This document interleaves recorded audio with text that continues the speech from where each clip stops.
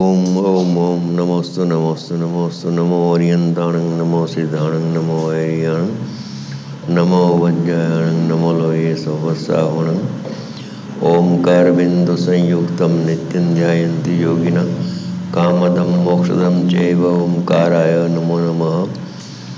मंगलम भगवान वीरो मंगलम गौतमो गणि मंगलम कुंद कुंदार्योजन धर्मोस्तु मंगलम सर्वमंगल मांगल्यम सर्वकल्याणकारकं प्रधानम सर्वधर्माणां जैनम जतु शासनम नमः समयिसाराय स्वानुभूत्या चकाशते चित्स्वभावाय भावाय सर्वभावांतर्चिते।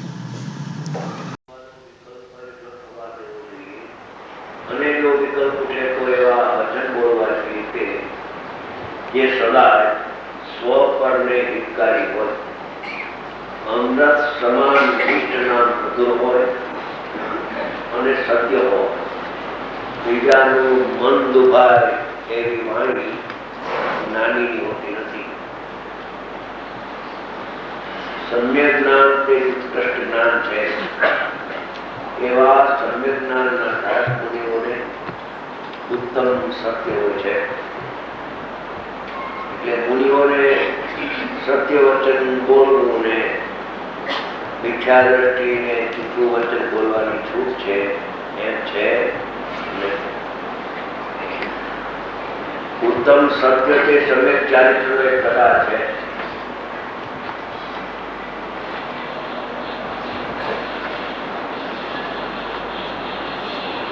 અજ્ઞાની કેટલી એવા દલીલ કરે છે કે સંસારમાં ખોટું બોલ્યા વગર ચાલતું નથી, માટે જૂઠું બોલવું જોઈએ.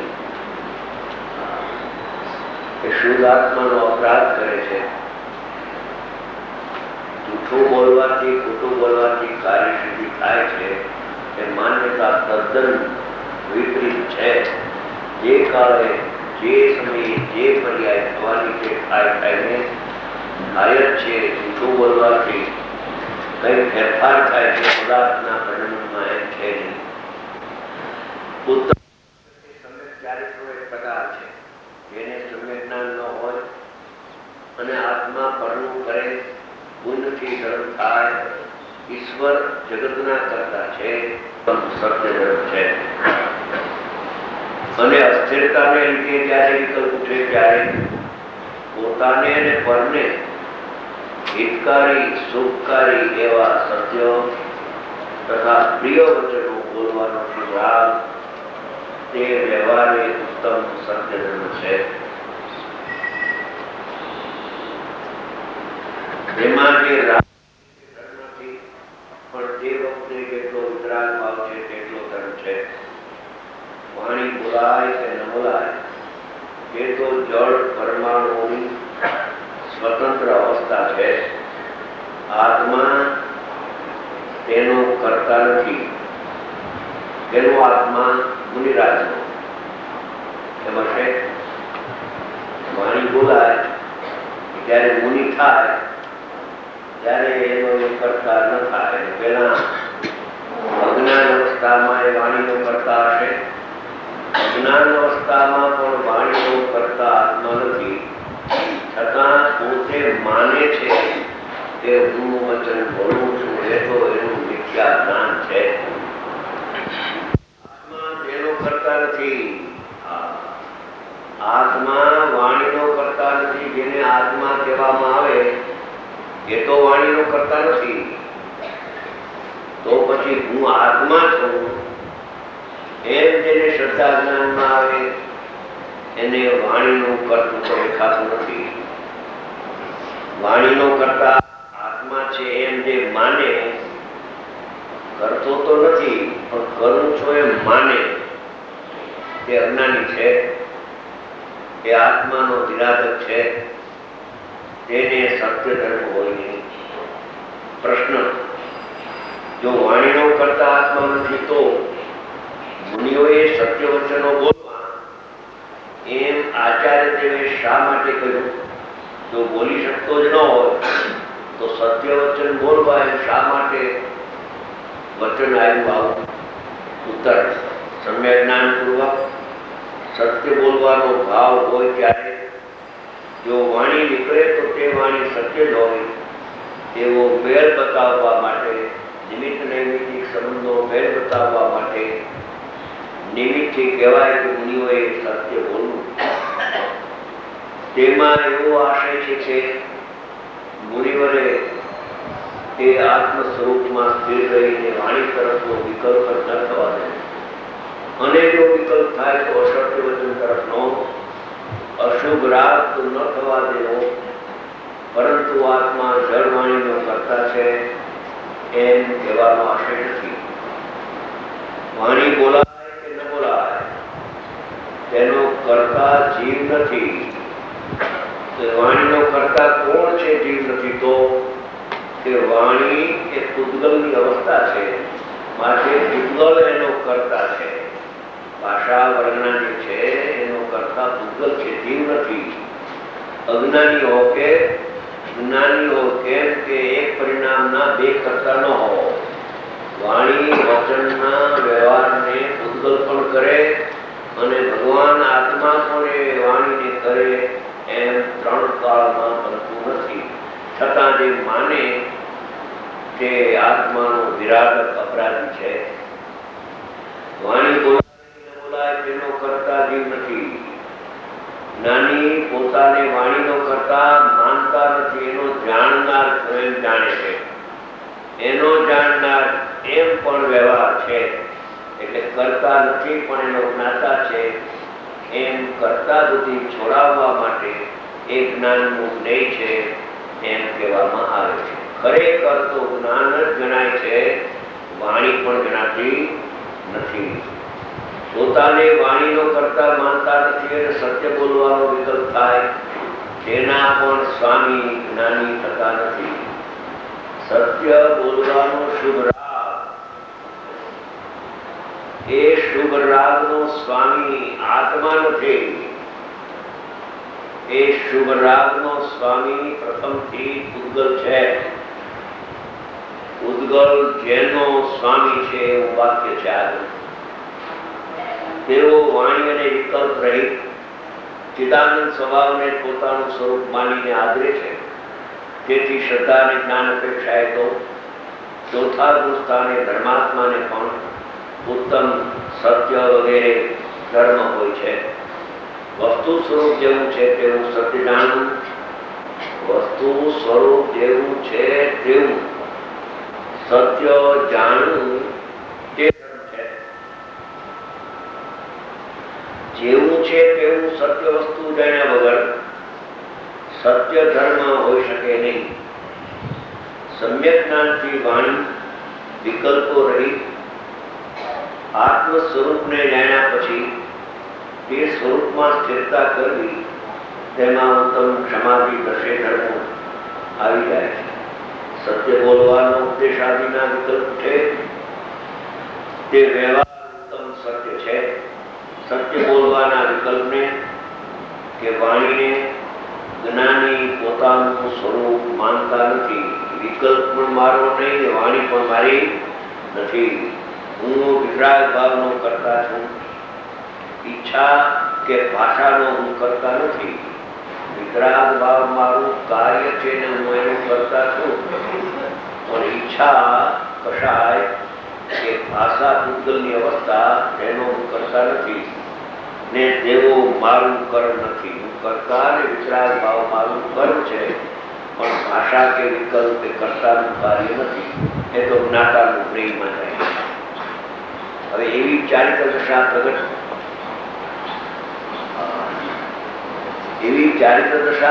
થવાની છે, જેને મોક્ષ થવાનો છે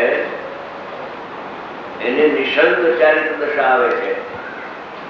ભલે કાળ થોડો કે જાજો એ પણ જેનો મોક્ષ નિશ્ચિત છે, કેવળી ભગવાને એના જ્ઞાનમાં જોયું છે. એના કેવળ જ્ઞાનમાં નોંધ છે કે આ જીવ આટલા કાળ લીધે આનો મોક્ષ થશે. એવો જેનો મોક્ષ થવાનો છે એને ચારિત્ર દશા આવવાની ને આવવાની. અને જેને ચારિત્રદશા આવવાની છે એને સમ્યક દર્શન થવાનું ને થવાનું જ હોય, ન થવાની વાત અહીંયા નથી, એ બીજે ભલે હો. માટે પ્રથમ આત્મદર્શન ને આત્માનું કર્તવ્ય છે પ્રગટ કરવા માટે. એની ગાથા વિજ્ઞાન ચાલે છે. શુદ્ધાત્માને આશરે, શુદ્ધાત્માને આશરે સમ્યક દર્શન થાય છે. સમ્યક દર્શનનો શબ્દ છે. સમ્યક જ્ઞાન અને સમ્યક ચારિત્ર સાધ્ય અંશે હોય છે, પણ એની મુખ્યતા ન કરતા સમ્યક દર્શનનો વિષય જ્યારે શ્રદ્ધાની પર્યાયને એનો વિષય મળે છે ત્યારે સમ્યક દર્શન થાય. એના વિષયમાં ભૂલ હોય તો સમ્યક દર્શન 3 કાળમાં પ્રગટ ન થાય. એ સમ્યક દર્શન પર્યાય છે, એનો વિષય શુદ્ધ આત્મા જ છે. એક જ કથનચિત શુદ્ધ આત્મા સમ્યક દર્શનનો વિષય અને કથનચિત નવતત્વ ને કથનચિત દેવ પુરુષાર્થનું પ્રધાન એમ નથી. સર્વથા શુદ્ધ આત્મા સમ્યક દર્શનનો વિષય છે. એ સમ્યક દર્શન પ્રગટ થઈ ગયા પછી દેવ ગુરુ શાસ્ત્રની શ્રદ્ધા એને હોય, સાચા દેવ ગુરુ શાસ્ત્ર હોય અને નવતત્વનું શ્રદ્ધાન હોય, તેને નિશ્ચય પ્રગટ થયા પછી વ્યવહાર હોય છે. એવી સ્થિતિ પ્રગટ કરવાના આ દિવસો છે, આત્મ અનુભવ કરવાના દિવસો છે. પર્વ છે મંગલમય દિવસો. મંગલ એટલે જેમાં આત્માનું ગીત થાય એવા સ્વાસિત પરિણામને પરમાત્મા માંગલિક કહે છે. પછી ઉપચારથી જે કાળે સમ્યક દર્શન થયું હોય, જે વારે તે પરકાળ કહેવામાં આવે છે. એ 11મી ગાથા ચાલે છે.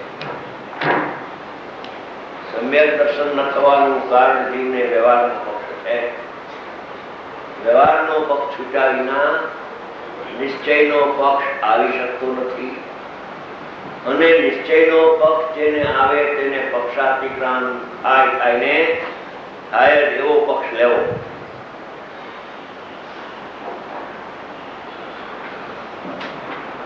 એ વ્યવહારના 4 પ્રકાર કયા? રાગ ને આત્મામાં થાપે છે, વ્યવહારનો પક્ષ છે. રાગ ને જાણનારું જે જ્ઞાન, એ જ્ઞાનને આત્મા માને છે, તે વ્યવહારનો પક્ષ છે. અને આત્માને જાણનારો એવું જ્ઞાનની પર્યાયનો ભેદ એ આત્મામાં થાપે છે, એ વ્યવહારનો પક્ષ છે. શ્રદ્ધાનો વિષય તો પરમ પારણામિક સ્વભાવ ભાવ, જે કર્મના ઉદય આદિ ભાવોથી નિરપેક્ષ છે અને પરિણામથી પણ જે રહિત છે, પરિણામ માત્રથી રહિત છે, તે દ્રષ્ટિનો વિષય છે. દ્રષ્ટિના વિષયમાં પરિણામને ભેળવે છે એ જીવને સમ્યક દર્શન થતું નથી. કેમ કે તે સમ્યક દર્શનનો વિષય નથી. જે સમ્યક દર્શનનો વિષય નથી એને સમ્યક દર્શનનો વિષય માને તો એને સમ્યક દર્શન થઈ શકે નહીં. પર્યાયથી રહિત સમ્યક દર્શનનો વિષય છે. અને શુદ્ધ નહીંનો વિષય પણ પર્યાય માત્રથી ભિન્ન શુદ્ધ આત્મા જ છે. પણ એમાં એક અપૂર્વ દશા એવી છે કે એમાં જીવની ભૂલ થવાનો સંભવ પણ છે. કે સમ્યક દર્શન અને સમ્યક જ્ઞાન. એક વખત સોનગઢ જતા હતા અમે મોટરમાં, અવારનવાર ગુરુદેવની હાજરીમાં ખૂબ મોજ કરી. 1 મોટર, 2 મોટર, 3 મોટર રવિવારે રતિભાઈ, ચંદુભાઈ, હું બધા હોય સાથે. એક વખત એક મુમુક્ષે પૂછ્યું મોટરમાં કે સમ્યક દર્શનનો વિષય તો શુદ્ધાત્મા, પણ જ્ઞાનનો વિષય કયું? શુદ્ધાત્મા એક, બીજો કોઈ છે? નહીં. એમ ચર્ચા તો રસ્તામાં ઘણી પ્રકારની થાય. હવે જ્યારે સમ્યક દર્શનનો વિષય એકલો શુદ્ધાત્મા છે, ઉત્પાદિથી રહી, અને સમ્યક જ્ઞાનની વાત નથી કરતો, પણ શુદ્ધ નયની વાત કરું છું. પહેલા શુદ્ધ નયનો વિષય પણ એકલો શુદ્ધાત્મા છે, બીજો કોઈ વિષય નથી. હવે જે સમયે શુદ્ધ નયથી શુદ્ધાત્મા જાણવામાં આવ્યો, તે સમયે જાણેલાની પ્રતીતિ થાય જ તેને શુદ્ધ નય દ્વારા શુદ્ધાત્મા જાણ્યો અને પ્રતીતમાં આવ્યો. હવે એ જ સમય એક છે. સમય એક, બે સમય ન લેવા. એક જ સમયે નાયકનું અવલંબન લેતા જે સમ્યક જ્ઞાન પ્રગટ થયું, તે જ વખતે તે જ સમયે અતિન્દ્રિય આનંદની અવસ્થા પ્રગટ થાય છે. જેમ સમ્યક દર્શન પ્રગટ થયું, સમ્યક જ્ઞાન પ્રગટ થયું, એમ આનંદની દશા પણ પ્રગટ થાય જ. આનંદની દશા પ્રગટ નથી થઈ તો સમ્યક દર્શન થયું જ નથી. હવે આનંદની દશા પ્રગટ થાય છે,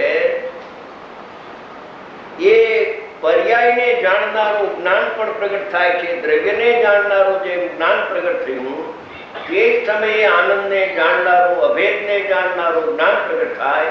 તે વખતે ભેદને જાણનારું જ્ઞાન એક જ સમયમાં પ્રગટ થાય. અભેદને જાણે તેને નિશ્ચય કહેવાય, ભેદને જાણે તેને વ્યવહાર કહેવાય, અને ભેદાભેદને જાણે તેને પ્રમાણ જ્ઞાન કહેવાય. સમય એક, જ્ઞાનની પર્યાય એક. એ અભેદને પણ જાણે છે અને ભેદને પણ જાણે ને ભેદાભેદને પણ જાણે. એટલે ધ્યેયપૂર્વક જ્ઞેય થાય. જ્યાં પર્યાયથી રહિત એવું શ્રદ્ધાનને જ્ઞાન થયું, તે જ સમયે પર્યાયથી સહિત એવું જ્ઞાન પણ થાય છે. પર્યાયથી રહિત જ્ઞાનને નિશ્ચય કહેવાય. એ આનંદની પર્યાયથી સહિત જ્ઞાન થયું, ઉત્પાદથી સહિત થયું, તેને વ્યવહાર કહેવાય. જેમ કેવળી પરમાત્મા એક સમયમાં ઉત્પાદ ધ્રુવને ત્રણને જાણે છે, એમ શુદ્ધ જ્ઞાની અનુભવના કાળમાં ધ્રુવને તો આશ્રયભૂત જાણે છે, પણ તે સમયે પ્રગટ થયેલી અવસ્થાને પણ એ જ્ઞાન જાણે છે. એટલે સમય એકાંતપૂર્વક અનેકાંત થઈ જાય છે. એટલે દ્રષ્ટિનો પણ દોષ લાગતો નથી અને જ્ઞાનનો પણ દ્રોહ થતો નથી. એક સમય માત્રમાં આ ભજે છે. એ સમય માત્રમાં જે ભજે, એ કોઈ અપૂર્વ ચીજ હોય, ક્યાંય એને જ્ઞાન પણ થયું અને શ્રદ્ધાને પણ થયું અને નિર્વિકલ્પ પ્રમાણ પણ થયું. નિર્વિકલ્પ નિશ્ચય નહીં અને નિર્વિકલ્પ પ્રમાણ એક સમયમાં થાય છે. એવી એક સ્થિતિ કેમ થાય કે પ્રથમ શ્રદ્ધાનો વિષય એને હાથમાં આવવો જોઈએ. બીજું, જેમ શ્રદ્ધાનો વિષય નિર્વિકલ્પ છે, એટલે નિર્વિકલ્પ એટલે હવે એમાં ગુણભેદ દેખાતો નથી. પર્યાય તો એમાં છે જ નહીં. ગુણો છે પણ ગુણભેદ દેખાતો નથી. એ દ્રષ્ટિનો વિષય જે છે, એ દ્રષ્ટિનો વિષય તો નિર્વિકલ્પ છે, પણ શ્રદ્ધાની પર્યાય પોતે નિર્વિકલ્પ છે.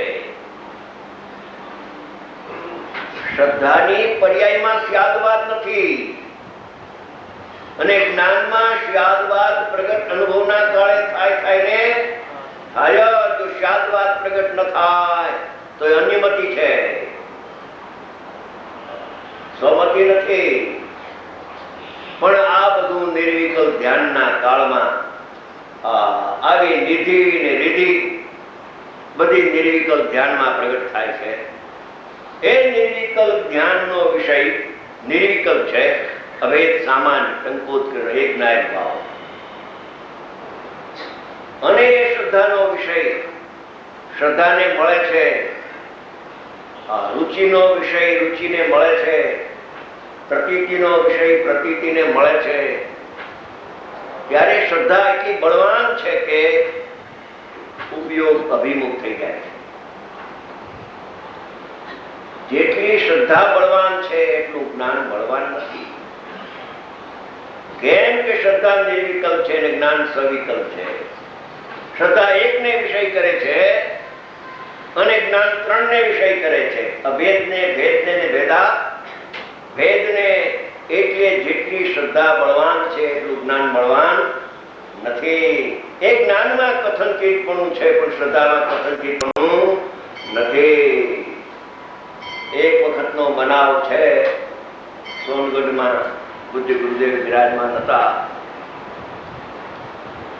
ત્યારે રાત્રિ ચર્ચામાં પૂજ્ય ગુરુદેવે એક પ્રશ્ન ઉઠાવ્યો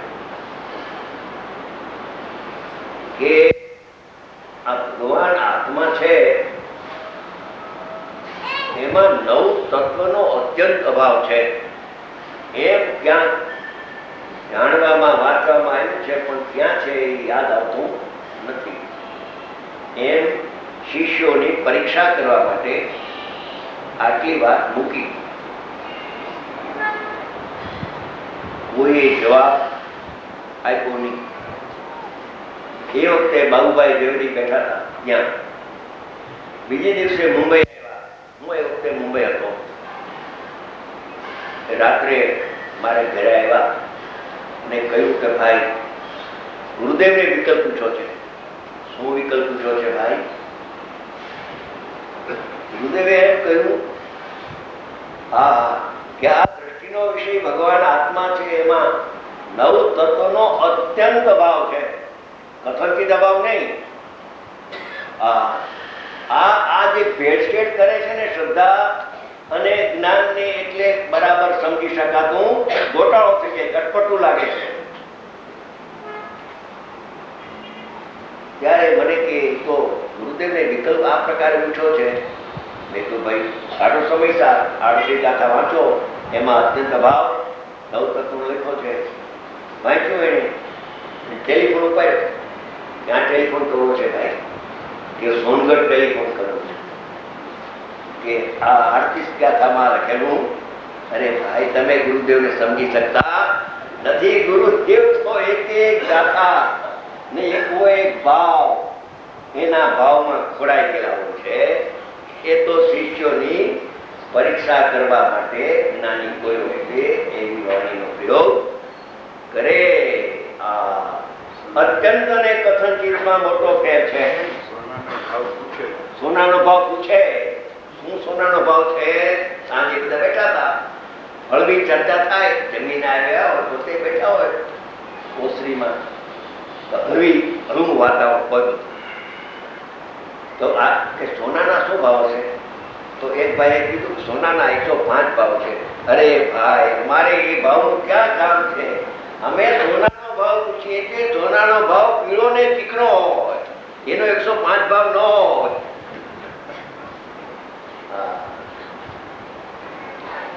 આ જીનાતનું રહસ્ય એનો ઉકેલ આવવો કઠિન તો છે, દુર્લભ તો છે, પણ અશક્ય નથી.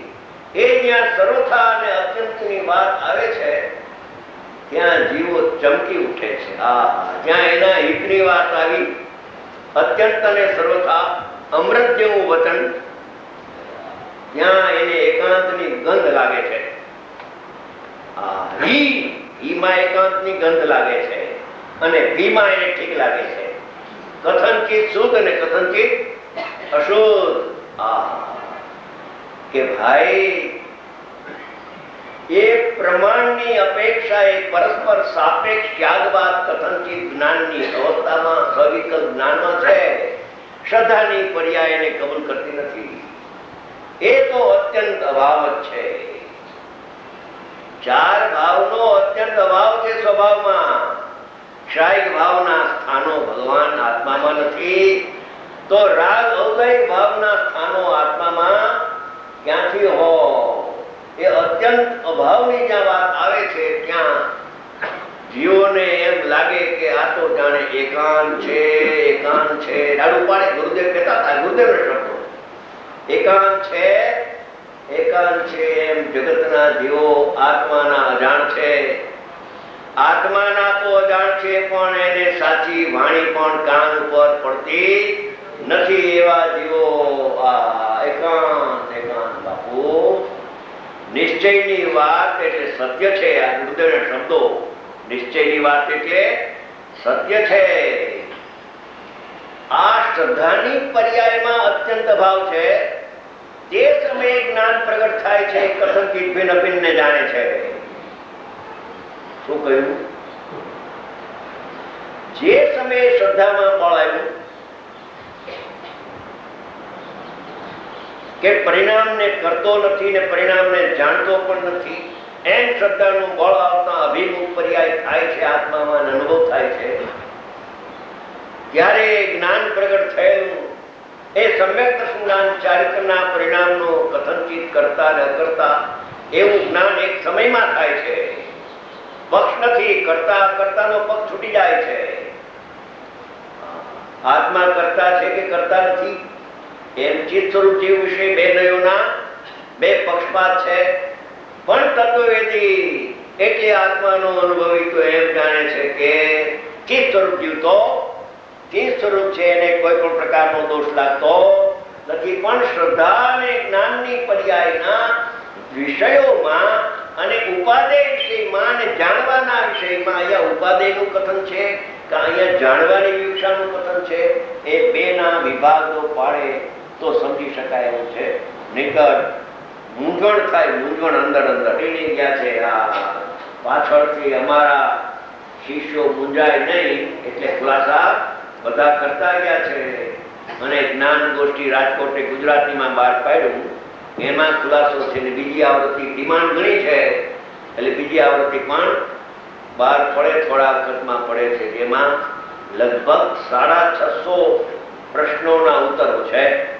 પહેલા હિન્દીમાં બહાર પડી ચૂક્યું હતું જયપુરથી, પછી રાજકોટ સંઘને વિચાર આવ્યો કે આપણે ગુજરાતીમાં બહાર પાડીએ. એમાં શાંતિભાઈ પટેલ મુખ સેવક કાર્યકર સાહેબ એમને કહ્યું કે આપણે હિન્દીમાંથી ગુજરાતી કરાવવાની જરૂર નથી. ત્યારે શું કરશું શાંતિભાઈ? આ બે શાંતિભાઈ, એક આ શાંતિભાઈ ને એક શાંતિભાઈ, કે આત્મધર્મમાં બધું છે કે આત્મધર્મની આખી ફાઇલો તૈયાર કરી અને શાંતિભાઈને આપી લ્યો તૈયાર છે. અને એ પ્રકારે છપાણું પેલો, પછી બીજી એડિશન હવે છપાય છે. બધા ખુલાસા કરી ગયા ગુરુદેવ. એ રાગ જીવકૃત છે, છપાઈને કાલે 2 દી પહેલા આવી ગઈ છે. આવી ગઈ છે. કાલે 12 પાડવામાં આવેલ છે. આવે છે હજી એ એને કાલે ને મારે ઘરે આવ્યા હતા. મેં કોઈ હજી બહાર પડી નથી, વેચાણ નથી, માટે બારી લઈ ગયા. બારી એક પુસ્તક હતું એ મેં આપી દીધું, પણ બહાર પડી ગઈ. સારું. ઈ અને જ્ઞાયક ભાવ બંને વેચાણમાં અત્યારે વેચાણમાં છે. જ્ઞાન ગોષ્ઠી 650 પ્રશ્નો એના ઉત્તરો, માર્મિક બધા આધ્યાત્મિક પ્રયોજનભૂત પ્રશ્નના ઉત્તર એમાં લખેલા છે. રાગ જીવકૃત છે કે રાગ પર્યાયકૃત છે કે રાગ કર્મકૃત છે, બધા ખુલાસા એમાં છે. ઘણા ખુલાસા એમાં. એમ પ્રશ્ન ઉઠાયો કે જ્ઞાની થયા પછી એ પૂતગલના પરિણામ કેવા? પણ અજ્ઞાની હોય ત્યાં સુધી એને પૂતગલના પરિણામ વિચારવું કે વિચારોમાં દોષ લાગે કે શું? તો કે જેને જ્ઞાની થવું હોય એને એ પૂતગલના જ પરિણામ છે એમ વિચારવું, એમાં કઈ દોષ નથી. બધા ઘણા ખુલાસા છે. આ તો એક તમને નમૂનો આપ્યો મૂળ વાતનો, કેમ કે રાગનું કરવું અહીંયા છે. કાં રાગને કરવામાં રોકાય અને કાં રાગને જાણવામાં રોકાય. બે દોષ છે. એક વખતનો પ્રસંગ છે. આ વાત એટલા માટે કરું છું કે તાત્વિક વાત છે, બીજાના વખાણ કરવા માટે આ વાત નથી. મોરબી નિધુભાઈને ત્યાં અમે ગયા હતા. એમાં એક કયા ગામના પટેલ, રાજપટના પટેલિયાઓ પેલા વેદાંતમાં માનતા હતા, અને પછી આપણા એક મુમુક્ષુ એની બદલી ત્યાં થઈ. રાતના 2 વાગ્યા સુધી ચર્ચા કરતા. 2 માંથી એમાંથી કોઈ નમે નહીં. છેવટે જૈન દર્શન જીતું અને ઓને અત્યારે શાહ મૂકી દીધા ને જૈન થઈ ગયા. ભાઈ પટેલ જૈન હો કે અભ્યાસી પાછા. એ અમે જયારે મોરબી ગયા ત્યારે એ આવ્યા ચર્ચામાં, ભાઈ રાગથી આત્મા ભીન છે, તેથી રાગનો આત્મા કરતા નથી, પણ રાગનો જાણનાર છે. અહીંયા સુધી આવ્યા પણ અનુભવ થતો નથી. એમ એને મૂંઝવણનો પ્રશ્ન રજૂ કર્યો કે રાગને જાણવામાં રોકાય છે જે જીવ, એને આત્માનો અનુભવ થતો નથી. કેમ કે જાણવાનો વિષય તો જ્ઞાયક છે, એને જાણવાનું ભૂલીને રાગને જાણો રોકાવું એ પણ એક અજ્ઞાનનો અંશ છે. પછી પોતે બોલ્યા કે આ તો પાણીમાં હું ડાંગ મારતો. ડાંગ એટલે લાઠી, पानी है उसमें लाठी मारता था, मगर दो भाग होता कांति हो गए. राग ने जानवा रोकाय, પણ જાણવું છે ને આત્માનો સ્વભાવ. જ્ઞાન કોનું છે? રાગનું છે કે આત્માનું? ઈ શું મળ્યું? રાગને જાણવામાં તો શું? અરે ભાઈ, રાગ જ્ઞાન રાગનું નથી, જ્ઞાન તો આત્માનું છે. જે જેનું હોય તે જ હોય. આત્માનું જ્ઞાન હોવાથી જ્ઞાન તે આત્મા છે. લક્ષ છોડી દે રાગનું અને જ્ઞાયકનું લક્ષ કરો તો અનુભવ. એમાં રોકાવાના બે પ્રકાર, એક રાગનું કરવું ને એક રાગનું જાણવું. રાગને જાણવું હોય તો વ્યવહાર કયો છે ને, પણ નિશ્ચય વિના વ્યવહાર હોય નહીં. અજ્ઞાન છે તારું. લે કરવાના બાનાની કે અજ્ઞાનને જાણવાના બાનાની કે પણ અજ્ઞાન હું કર્યું. આવા ગુરુ મળ્યા પછી પણ એ અપૂર્વ વાત 11મી ગાથામાં વ્યવહાર સગળો અવતાર છે. એનો આશ્રય કરવા જેવો નથી. કાલ બાબુજીએ કહ્યું હતું કે વ્યવહારનો વિશ્વાસ કરવા જેવો નથી, શ્રદ્ધાનો વિષય નથી. પણ જ્ઞાનનો વિષય તો છે ને. પણ ક્યારે જ્ઞાનનો વિષય થાય? શ્રદ્ધાનો વિષય શ્રદ્ધામાં આવે, શુદ્ધ નહીંથી આત્મા જણાય ત્યારે એ વ્યવહાર જ્ઞાન ઊભું થાય. અને વ્યવહાર જ્ઞાન એને જાણે તો પણ ભેદમાં આત્મબુદ્ધિ ન થાય. કેમ કે અભેદમાં આત્મબુદ્ધિ થયા પછી ભેદને જ્ઞાની જાણે, પણ ભેદમાં આત્મબુદ્ધિ થતી નથી. આત્મબુદ્ધિ એક જગ્યાએ હોય, બીજી જગ્યાએ ન હોય.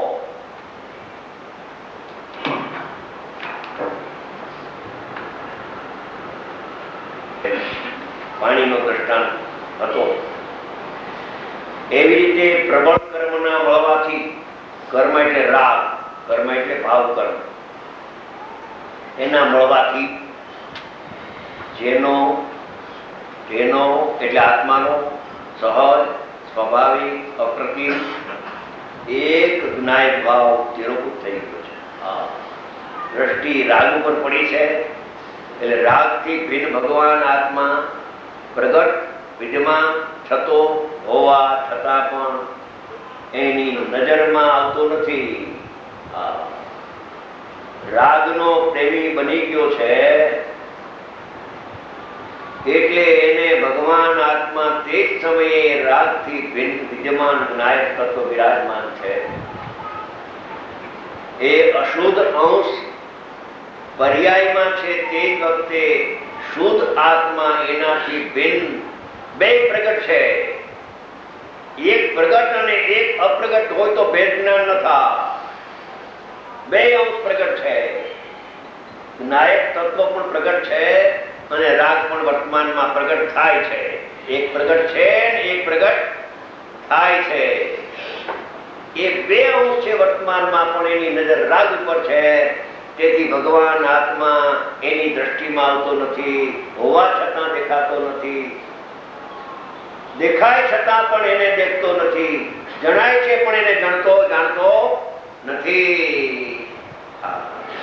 તેથી એ વ્યક્ત અપેક્ષા, એ વ્યક્તિ અપેક્ષા એમ કહેવાય કે એને રાગ પર પ્રેમ કર્યો છે. તેથી એને સહજ એક જ્ઞાયક ભાવ એની દ્રષ્ટિમાં આવતો નથી. માટે એની અપેક્ષાએ તિરોભૂત થયો કહેવામાં આવે છે, પણ શબ્દ તિરોભૂત છે, અભાવ થયો નથી. અજ્ઞાનીને પણ ભગવાન આત્મા એ રાગના પુંજને પુંજના ફળના પ્રેમમાં પડેલો આત્મા, એ ભગવાન આત્મા હોવા છતાં પણ એની નજરમાં આવતો નથી. નજરમાં નથી આવતો છતાં પણ અભાવ થતો નથી, તિરોભૂત થાય છે. સૂર્યનો ઉદય થાય એ સૂર્યના પ્રકાશમાં પૃથ્વી આદિ જણાય, તો એ પ્રકાશ કિરણ દ્વારા જે પૃથ્વી આદિને જાણે છે એની દ્રષ્ટિમાં સૂર્ય તિરોભૂત થઈ ગયો છે. સૂર્ય હોવા છતાં દેખાતો નથી. કેમ કે સૂર્યના પ્રકાશના માધ્યમથી સૂર્ય પ્રસિદ્ધ કરવો જોઈએ અંદરમાં, એને બદલે પૃથ્વી જણાય છે મને. એમ અજ્ઞાની પ્રાણી જ્ઞેય લુપ્ત થઈ ગયો છે અને રાગ ઉપર દ્રષ્ટિ પડી છે, એટલે ભગવાન આત્મા મોજૂદ પરમાત્મા હોવા છતાં એની નજરમાં પરમાત્મા આવતો નથી. તેથી વ્યક્તિગત અપેક્ષા એ તિરોભૂત થયો કહેવામાં આવે છે, અભાવ તો થયો નથી. જ્ઞાયક ભાવ તિરોભૂત થઈ ગયો છે. એવા આત્માનો અનુભવ કરનાર, જેને આત્મા હોવા છતાં દેખાતો નથી અને રાગાદી દેખાય છે, એવા પુરુષો આત્માને કર્મનો, આત્માને અનાત્માનો, વ્યાયક ભાવનો અને ભાવક ભાવનો, શું કહ્યું? આ રાગ છે નાયકનો ભાવ નથી, એ ભાવકનો ભાવ છે. ભાવક એ દ્રવ્ય કર્મ છે. એ દ્રવ્ય કર્મના ઉદયમાં જોડાતા જે ભાવ થાય છે રાગાદી, એ નાયકનો ભાવ નથી, પણ એ ભાવકનો ભાવ છે. પણ ભાવકના ભાવને નાયકનો આત્માનો ભાવ માને છે, એ તો એનું અજ્ઞાન છે. માને છતાં એક નાયકનો ભાવ થતો નથી. થાય તો આત્મા જડ થઈ જાય. કે છે કે આત્મા અને કર્મનો વિવેક નામ જુદા નહીં કરનારા, વ્યવહારથી વિમોહિત, પર્યાયને જોવે છે એમાં વિમોહિત થઈ ગયો, પર્યાયને આત્મા માને છે, એ રાગને આત્મા માને છે, ભાવકના ભાવને આત્મા માને છે, નાયકને આત્મા માનતો નથી, એની દ્રષ્ટિમાં આવતો નથી. અને જ્ઞાની કહે છે એનું ધ્યાન દઈને સાંભળતો પણ નથી કે સંસારી હોય ત્યાં સુધી તો રાગ આત્મામાં થાય ને. જ્ઞાની કહે છે કે આત્મામાં થાય છે રાગ. તે આત્માને જોયો છે કે ના થાય? મેં જોયો નથી તો શેનો તું કે આત્મામાં થાય? તો જોને એક વખત આત્માને રાગથી ભીન અને પછી કે મને, પછી તો કેવા આવીશ નહીં, પછી તો એને ભાવકનો ભાવ લાગશે, જીવનો ભાવ નહીં લાગે. અજ્ઞાની રાગ તો આત્મામાં થાય છે. મને તો એમ થાય લાગે છે કે મારામાં રાગ, તારામાં જ્ઞાન થાય છે કે રાગ થાય છે? અજ્ઞાની વડે જ્ઞાન થતું હોય, અજ્ઞાનીને પણ ઉપયોગ લક્ષણ છે. જ્ઞાન સમયે સમયે થાય છે, જ્ઞાન ન થાય તો જળ હોવો જોઈએ, અને રાગ ન થતો હોય તો વર્તમાન નથી હોવો જોઈએ. રાગ ન થતો હોય તો સિદ્ધ પરમાત્મા હોવો જોઈએ, અને જ્ઞાન પ્રગટ ન થતું હોય તો જળ થઈ જાય આત્મા. માટે જ્ઞાન પ્રગટ થાય છે, જ્ઞાનમાં આત્મા તને જણાય છે. બાળ ઉપાડ કે રાગ તો આત્મામાં થાય છે. આત્માને તો જોયો છે કે ના સાહેબ જોયો નથી, તો આત્મામાં થાય છે. ક્યાંથી લાવ્યો તું? આત્મામાં જોઈને પછી કે રાગ આત્મામાં થાય તો બરાબર છે. પણ જ્યાં આત્માને જોવા જાય છે ને જોવે છે, ત્યાં એને મિથ્યા જ્ઞાન નાશ થાય છે. પ્રભુ હું તો નાયક જાણનાર એમ એને ભાષે છે. તો કહે છે કે વિવેક નહીં કરનારા, આત્મા અને અનાત્માની જુદાઈ નહીં જાણનારા, એવા વ્યવહારથી વિમોહિત, જે વ્યવહારનો વિષય છે એને શ્રદ્ધાનો વિષય બનાવ્યો. પણ વ્યવહારના વિષયને જ્ઞાનનો વિષય બનાવીએ તો શું વાંધો? કે એનો એ છે, એમાં કઈ વાતમાં માલ નથી. વ્યવહારના વિષયને જ્ઞાનનો વિષય બનાવવો છે તારે, કે નિશ્ચયના વિષયને ધ્રુવ જ્ઞાનનો વિષય બનાવવો છે? જ્ઞાનનો વિષય તો છે ને, જાણવા લાયક તો છે ને વ્યવહાર. અને કેને જાણવા લાયક છે? આત્માને જાણ્યા પછી 11મી ગાથા, પછી 12મી ગાથા લખી છે. પેલી 12મી ગાથા અને પછી 11મી ગાથા એમ નથી. જીવ ક્રમ ભંગ કર્યો છે. અનાદિથી એ ક્રમ ભંગમાં આવ્યો છે, અનુક્રમમાં આવતો નથી. 114 ગાથા પ્રવચનસારની છે, એમાં એક અનુક્રમ શબ્દ છે, મોસ્ટ ઇમ્પોર્ટન્ટ. કે પહેલા તું સામાન્યને જાણ અને વિશેષને જાણવાની આંખ બંધ કરી દે તો સામાન્ય ગણાશે. એ અનુક્રમ છે. અને પછી અનુભવ થયા પછી પરિણામને જ્ઞાન જાણે છે, એનો નિષેધ નથી. એ પણ થોડો વખત અંદરમાં જાય એટલે પરિણામને જાણવાનું પાછું બંધ થઈ જાય. એ કોઈ અપૂર્વ ચીજ સંતોની હોય છે. એ છે કે વ્યવહારમાં વિબોધ થઈ ગયેલા આત્માઓ, રાગને જ આત્મા માનનારાઓ, શાસ્ત્રવાદો પાઠ છે કે નપુંસક છે, એને પ્રજા જન્મથી સમ્યક દર્શનનો જન્મ થતો નથી. ગુરુદેવ કહેતા હતા કે આ વીરાનું કામ છે, વીરાને ધીરજ, વીરાને નપુંસકનું કામ નથી. કેમ કે વ્યવહારનો નિષેધ કરવાની શક્તિ એની બિડાઈ ગઈ છે. હાય વ્યવહારનો નિષેધ કરશું તો એકાંત થઈ જશે ને, નિશ્ચયાભાસ થઈ જશે ને. ભાઈ આત્મા આત્મા આવશે. વ્યવહારનો નિષેધ કરનાર નિશ્ચય નહીં છે. અધરથી વ્યવહારનો નિષેધ થઈ શકતો નથી. સ્વાસિત નિશ્ચય નહીં વડે વ્યવહારનો નિષેધ કરાવું ફરમાન છે. વ્યવહારથી વિમોહિત, પર્યાયને જ આત્મા માનનારા, દેહને જ આત્મા માનનારા, વિમોહિત હૃદયભાવ તો તેને એટલે આત્માને જેમાં એટલે પર્યાયમાં, જેમાં એટલે પર્યાયમાં, આત્મામાં નહીં. આત્મામાં અનેકપણું ન હોય, આત્મા એક હોય. વાતે વાતે મોટો ફેર છે. વ્યવહારના વચનને નિશ્ચય માની બેઠો, આત્મામાં અનેકપણું પ્રગટ થાય છે. આત્મામાં નહીં પણ પર્યાયમાં અનેકપણું પ્રગટ થાય છે. આત્મા તો અનાદિ અનંત એકરૂપ રહેલો છે. જેમાં આત્માને જેમાં ભાવોનો વિશ્વરૂપપણું અનેકરૂપપણું પ્રગટ છે. એક અંદરનું વિશ્વ ને એક બહારનું વિશ્વ. બહારનું વિશ્વ લોકાલો કે બહારનું વિશ્વ છે. બહારના વિશ્વને તો જાણતો જ નથી આત્મા. કેમ કે એની પાસે ત્રીજી આંખ નથી. આવી વાત અરે સૂર્ય કીર્તિ ભાવિ તીર્થંકર નહીં પણ વર્તમાન તીર્થંકર હતા. આ પુરુષ કહી ગયો છે. યુગલજીએ સારી વાત કરી બાબુજી. કહે છે વિશ્વ બે પ્રકારના, એક બહારના, એક બહારનું વિશ્વ અને એક અંદરનું વિશ્વ. બહારના વિશ્વને જાણવાની રુચિ ઈચ્છા અને અંદરને જાણવાની ને કરવાની રુચિ. વિશ્વને એટલે અનેકપણું, પર્યાયને કરવાની રુચિ, પર્યાયને જાણવાની રુચિ, એને વિષય અને કષાય કહે છે. જ્યાં સુધી વિષય કષાય જીતાતો નથી ત્યાં સુધી અનુભવ થતો.